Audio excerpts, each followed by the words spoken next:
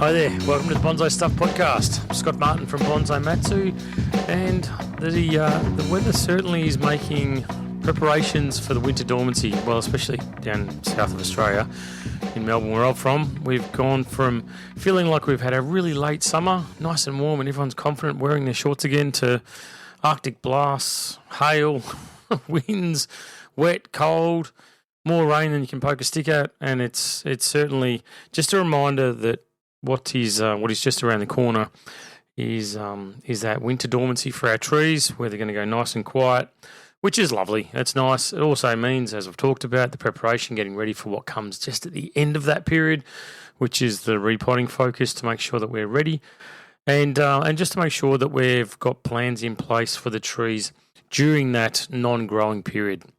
Obviously, there's no fertilising during that period, but you don't want them to stay excessively wet, so you need to make sure that you've got a plan in place. What are you going to do? Is there a different area of the yard that they go to? Is there some rocks or sticks or something like that you can put under the side of the pot to drain? Don't just leave them and ignore them during that period. It's if anything, it's something that you've really got to be actively aware of and make sure that you're ready. You know, I love my planning. Anyway, the podcast with a lot of the work going on around lately, I've been working quite a lot on wiring and styling a lot of conifers, a lot of pines. Of course, it's that time of the year. Still plenty more time to go, so there's no rush to finish it off just yet. But some of my considerations and my thoughts have been thinking about what goes through the back of my mind when I'm working on a tree, when I'm wiring, I'm styling it, especially not just doing the plucking, the mechanical stuff, the maintenance, clearing the needles back. It's when it's time to design that tree, or when it's time to put some real structure into it, to make sure that the design of the tree is something that I'm focusing on and make it look beautiful for this period. Then what is it that I'm thinking of? So I thought it'd be a nice podcast to actually consider just a few different design concepts, design ideas, design considerations that I have running through my head like a steam train every time that I'm working on one of these trees and wiring and styling. So it should be an interesting podcast, and it definitely is something that applies to all different variety of trees as far as I'm concerned. So let's get into it.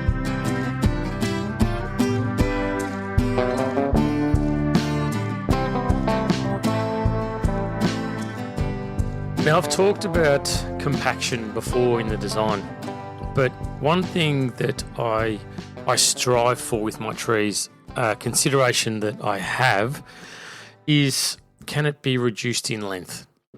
Is there any way that I can take whatever branch it is I'm looking at right now, is there any way that I can push it back? Because, as you know, our trees are designed to grow, and we're lucky we get, back budding, we get those inner buds, we get points where we'll get extra growth in further, whether we want it or whether we don't.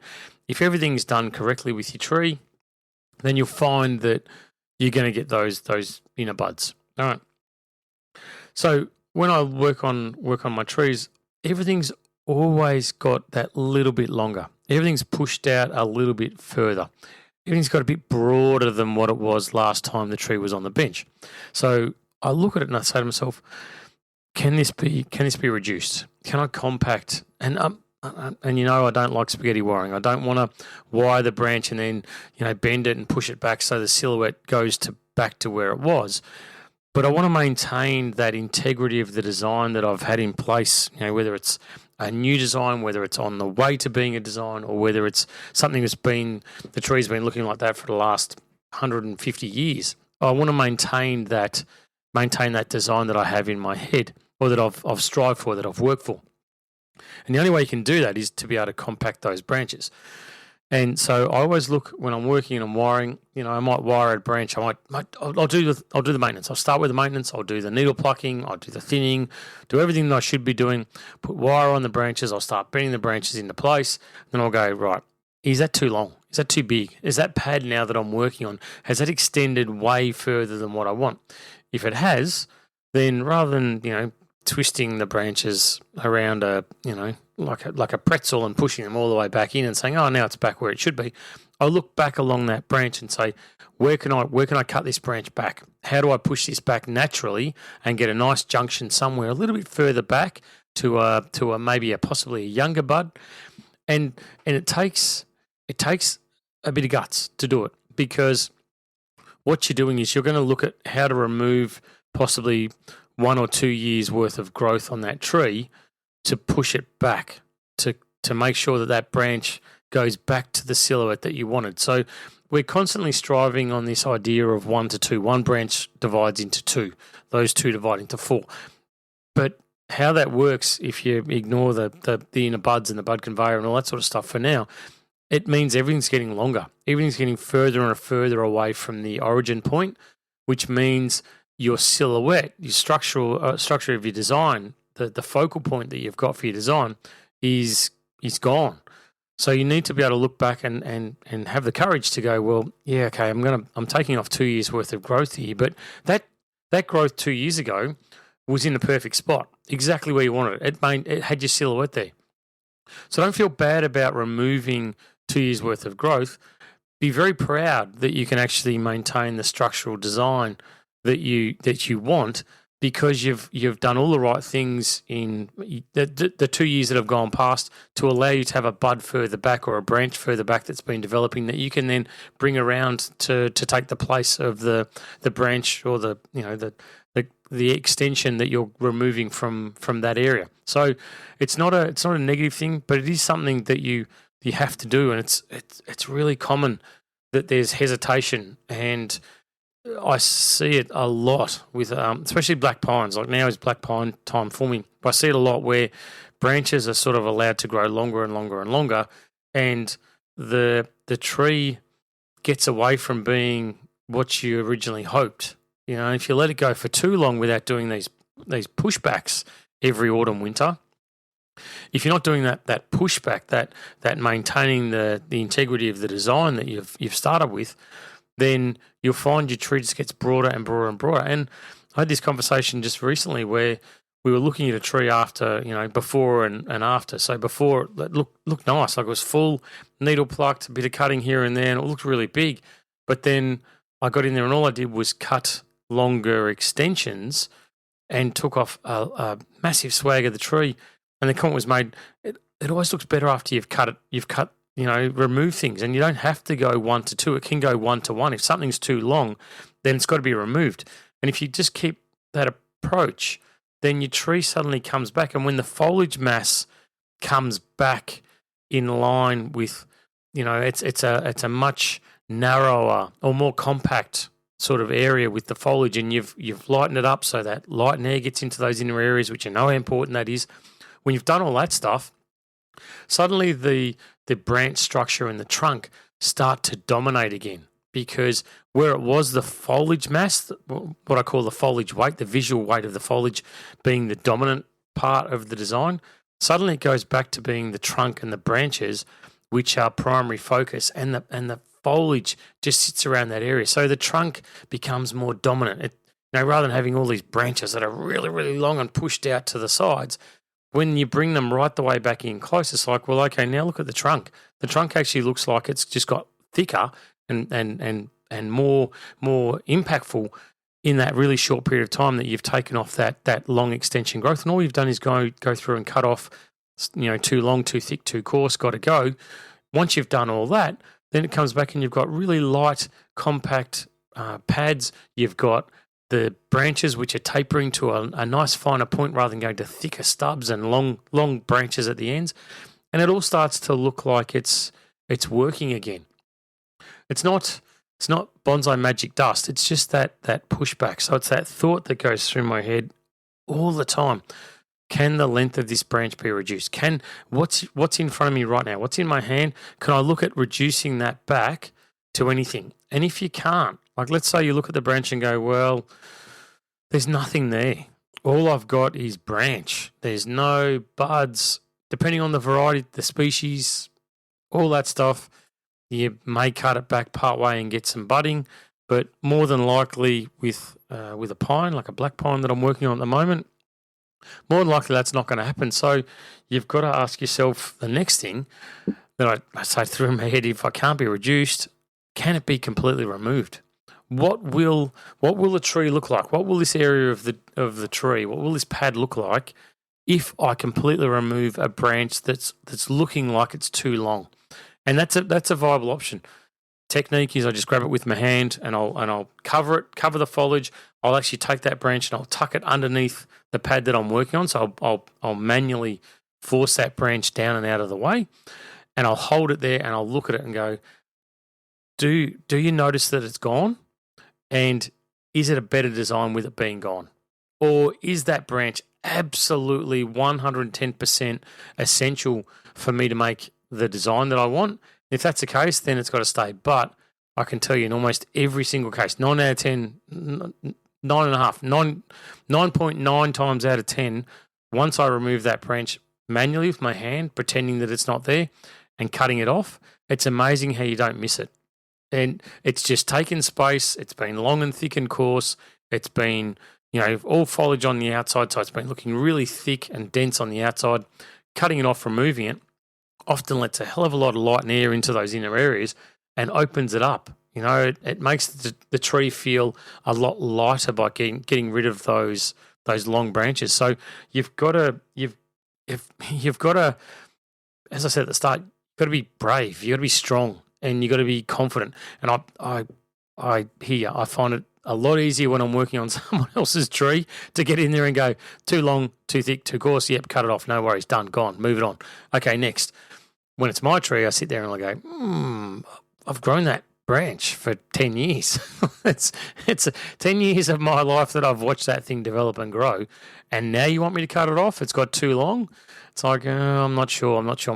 So, ultimately I will if it's not the right thing, but I'm trying to sympathise and feel you for that it is a tough decision, but ultimately you're going to have a far better designed tree that long term will have a lot more going for it than a tree that's allowed to get too wide and too broad. Because if you don't thin these things properly, if you don't open them up and pluck the needles and let sunlight and air in those inner areas, you know exactly what's going to happen. All that foliage is going to stay on the periphery of those branches. Those branches are going to keep getting longer and longer. And then somewhere down the track, when you do develop the confidence or you get fed up with the tree being so broad and think, nope, I want to cut this back now, you may not be able to. And there's could be a lot of branches that you have to say, all right, they've got to go. And if they start to go, well, then will you have enough there to allow you to rebuild those pads?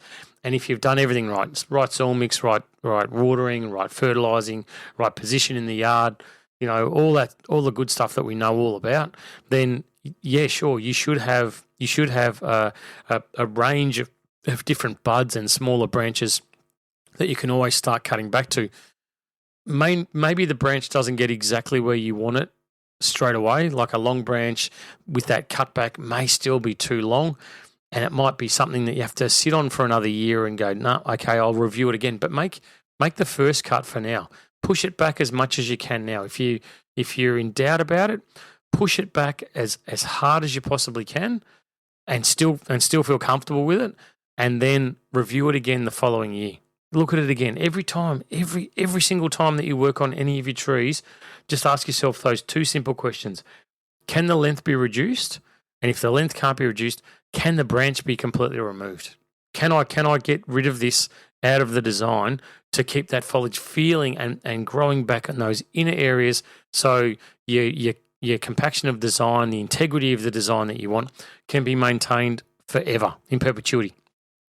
I talk about the bud conveyor and all these compaction of design and all that stuff. I talk about it a lot because it's really important, and it's nice to tackle it from different angles. And like I said, this continual cutback, it used to be a focus called the 5-year cycle, where you design the tree would then the next year fill out to sort of looking really good. The third year it would get fuller again, and it looked really nice, like it's show ready.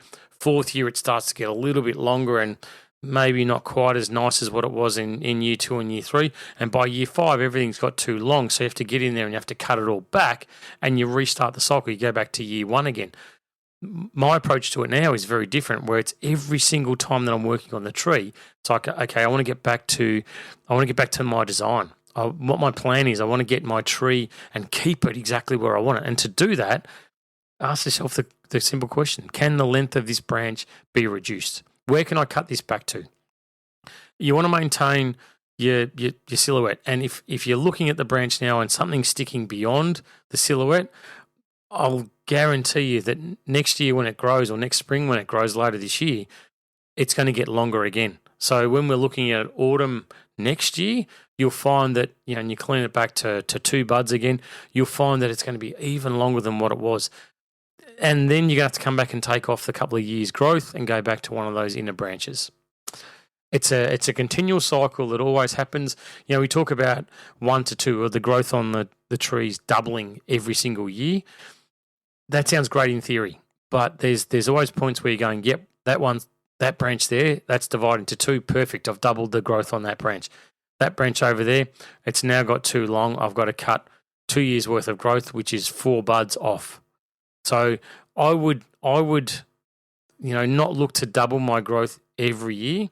I would be looking to maintain the integrity of my design every year. And the tree, I don't want it to get too thick. I don't want it to get too dense. I don't want to get too dark in those inner areas. I want light and air to be getting into those areas all the time. And if you've got a design, I've got a Scots pine that gets so thick and dense, it's crazy that every year I'm cutting it back and I'm thinning it, and I go, yep, beautiful. I can see through that again. No worries. It looks great.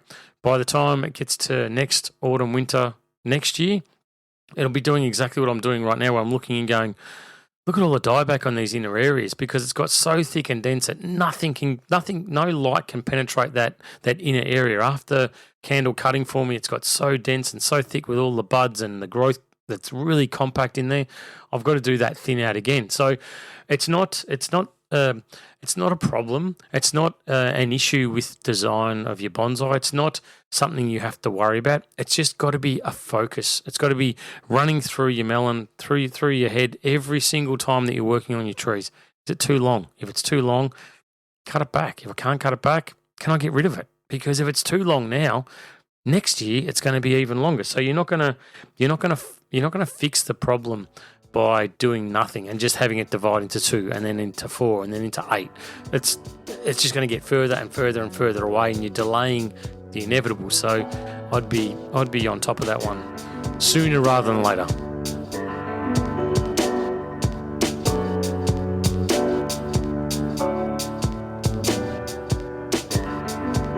Okay, so while we're talking about wiring and shaping and that sort of stuff, I just wanted to use this section of the podcast to talk about the movement of the branch. I've talked before about the exit angle from the trunk and the consistency of branch angle. There have been a couple of topics that have been talked about a little bit lately, because they are very important. So the 20-second recap: as the branch exits the trunk, you've got about 30 to 45 degrees thereabouts left and right that I think naturally that branch can move and still feel like it's not manipulated. Anything more than that, and you're sort of looking like a spaghetti branch, where it's coming from one area of the tree and you've bent the branch right the way around to fill a hole or a void.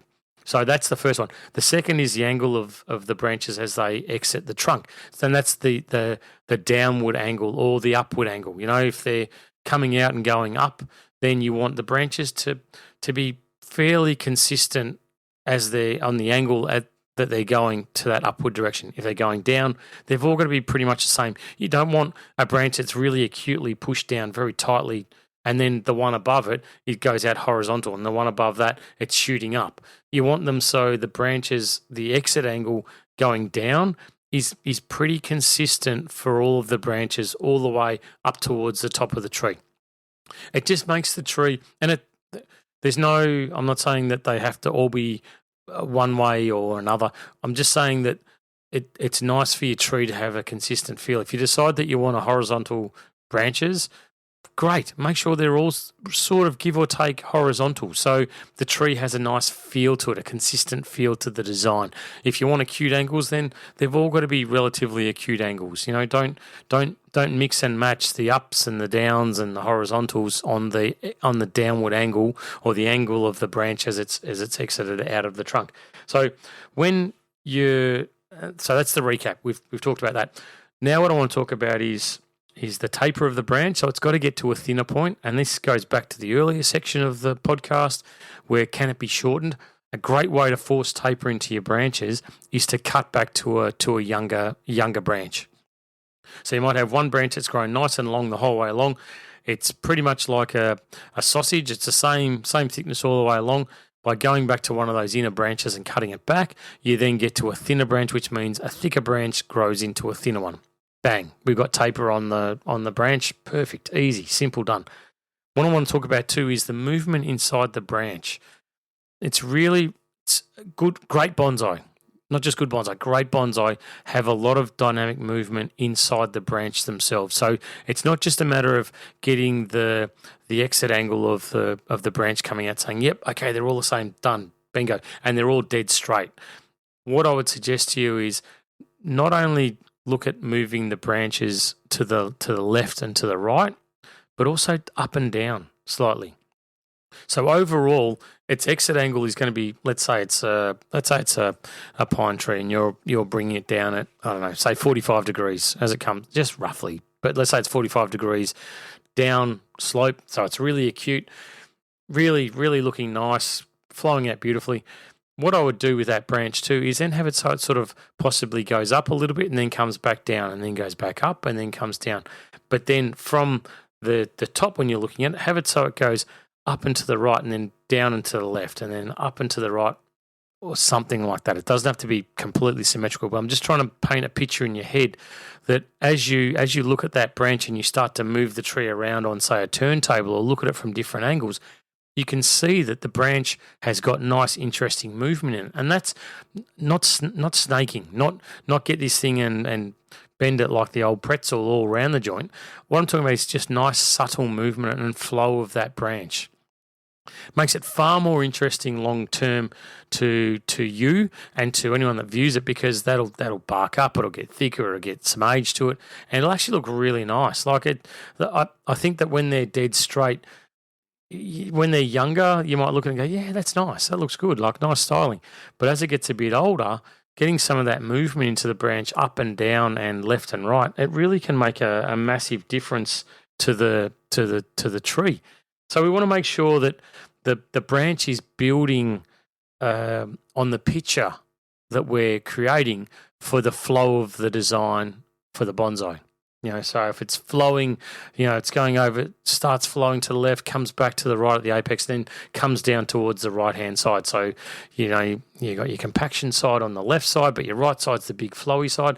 Make sure those branches aren't just like little arrows. Make sure that they get some nice, interesting movement, and they wisp along and get to where you want for the directional movement. So if the directional movement of the branch is for instance, to the right-hand side, then sure, they can move backwards and forwards and up and down, but still end up going in the general direction of the right side. So they will meet your expectations for the flow of the tree, for the design flow. But it's got that great interest point in there that they're not just dull, boring little branches. And this is where that cutback for taper on the branches, not only do we go from a thicker branch to a thinner branch, we also get, the branch is either going to be growing on the left side or the right side of the branch, or the up or the bottom side, or whatever it is. So by cutting that back, you're starting to build some nice movement into the branch at that point as well. That whole clip and grow approach to cutting something and it shoots off in another direction, and you cut it again, it shoots off in a different direction, and you cut it again, it goes in another direction. That nice natural sort of wispy movement of branches is fantastic. I love it. It's beautiful. But it's not just the left and rights. It's the up and downs, I think, that make a big difference when you're working with branch design. So be careful. Just it's that last review I do of my trees to make sure that I've got the branches all in, spread around the tree where I do the top down look as well. Just have a look and make sure that they're not just sort of straight lines like pencils sticking out from the trunk. When you look down from the top, just do you see a little bit of movement, left and right? Is there a bit of subtleness going one way and then coming back? And then when you look at it, and you're looking from a display point of view, so you put the tree up a little bit higher and you're getting in, you're seeing right into the central point of the tree. Can you see the branches starting to move up and down as they come down as well? And if they don't, just take the opportunity while you are wiring and shaping your tree to make sure that you do that little bit extra. Just a little bit. It doesn't need to be, like I said, doesn't need to look like it's a roller coaster ride or anything like that. It's just really subtle movements up and down that as the branch gets thicker, they'll sort of iron themselves out. But it's interesting, far more interesting than something that's dead straight. If you're working with young branches, that are being wired for the first time, great. Get some nice, interesting movement. Don't overdo it. Don't make it something that's going to be looked upon later on where you go, geez, that looks really artificial. Try and keep it so it's a natural, nice flowing. If you are bending and there's sub branches, secondary branches coming off that primary branch, then bend it so they're on the outside of the bends just gently. So in future, it's going to build some nice increased structure on it. But I just think it's another thing that while you are up close and personal, especially with your pines, get in there and really create some interesting movement in the branches, because your flow, your design of the tree, definitely that's a major box you got to tick. But that flow inside the branches as well, to give that consistency and maybe some adding a bit extra to the tree can be well worthwhile in the longer term.